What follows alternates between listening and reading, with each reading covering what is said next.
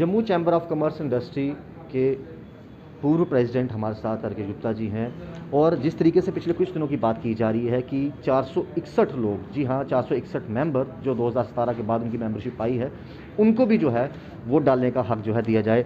Are के जी, ये जो 2017 के बाद लोग कह रहे हैं इकट्ठे होकर कि हमें भी वोटिंग का राइट दिया जाए, क्या लगता है कहाँ तक ये सही है उनकी मांग?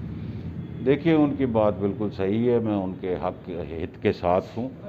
लेकिन अनफॉर्चुनेटली जो मीटिंग्स हमारी हुई थी, स्पेशल जनरल मीटिंग, उसमें एक ये सिर्फ मेंबर्स का मसला नहीं था और काफ़ी हमने पॉजिटिव अमेंडमेंट्स की थी कॉन्स्टिट्यूशन में अपने, उसको इन अबेंस कर दिया था न्यायपालिका ने। और एक हिंदुस्तानी होने के नाते अपनी न्यायपालिका में भरोसा भी रखना है और उसके ऑर्डर्स का आदर और मान भी करना है, पालन भी करना है। और वो कंट्रोवर्सी हमारी वजह से नए मेंबर्स पे भी आ गई।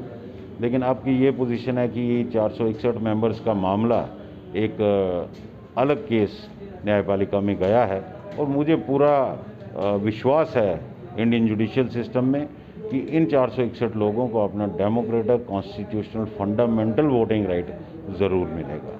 सर, आने वाली इलेक्शन को लेकर जहाँ पर कंपेनिंग भी की जा रही है, वहाँ पर एक चीज़ पे भी जोर दिया जा रहा है कि जो चैम्बर का पहला पैसा है उसे अच्छे तरीके से यूटिलाइज नहीं किया गया।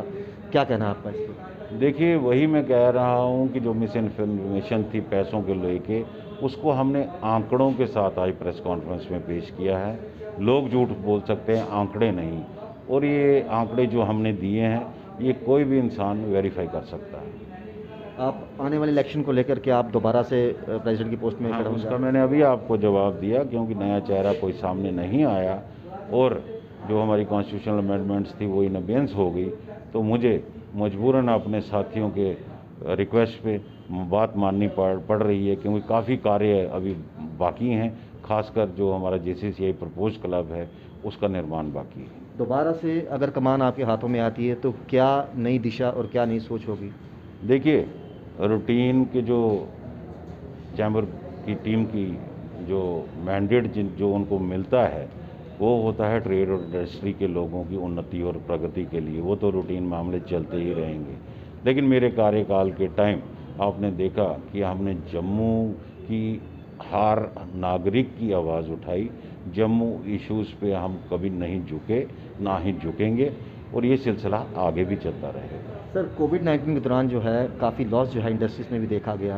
आने वाले समय में उनके लिए कुछ सोचा जा सकता है, क्योंकि ये कोविड-19 ने बहुत हद तक काफ़ी को बर्बाद किया काफ़ी लोगों को। देखिए, कोविड-19 के इस पूरे जो लॉकडाउन का सिलसिला हुआ, बिज़नेस का नुकसान तो आप हिसाब ही नहीं लगा सकते, मैं बयान नहीं कर सकता कितना हुआ और वो इसका इम्पैक्ट कितने साल तक रहेगा।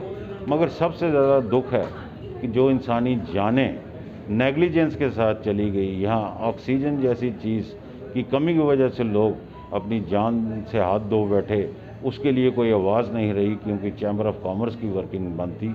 उसका हमें दुख ज़रूर रहेगा। बहुत बहुत शुक्रिया सर आपका कीमती समय के लिए। तो हमारे साथ रकेश जी बात कर रहे थे और साफ तौर पर उन्होंने कहा कि आने वाली इलेक्शन को लेकर जो 17 जनवरी को होने वाली है, और एक बार दोबारा से नई सोच और नई दिशा के साथ जो है चैम्बर ऑफ कॉमर्स और इंडस्ट्री के तमाम जो साथी जुड़े हैं एक अच्छे और सही दिशा की तरफ जो है अग्रसर जरूर होंगे। जुड़े वॉइसेस के साथ, श्याम जी के साथ राहुल खत्री, वॉइसेस के लिए।